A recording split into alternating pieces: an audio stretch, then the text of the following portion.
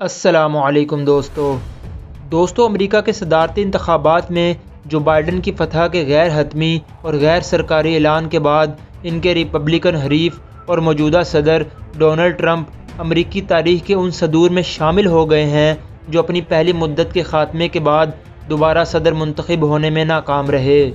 امریکہ میں صدر کے عہدے کی میعاد 4 سال ہے اور ایک شخص زیادہ سے زیادہ 2 بار صدر منتخب ہو سکتا ہے۔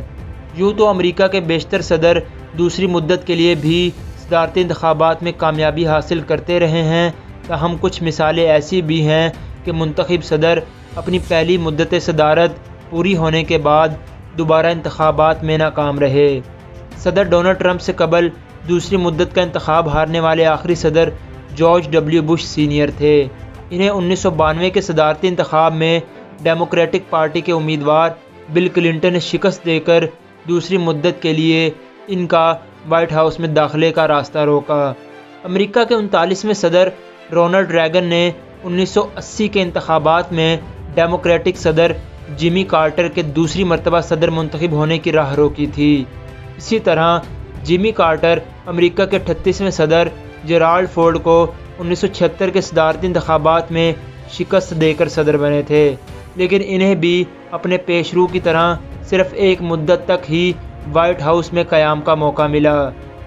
ہربرٹ ہوور امریکہ کے 31ویں صدر تھے، جو سن 1929 سے 1933 تک صدر رہنے کے بعد دوسری مدت کے لیے انتخابی میدان میں اترے تو انہیں ڈیموکریٹک پارٹی کے فرینکلن روز ویلٹ کے ہاتھوں شکست ہوئی۔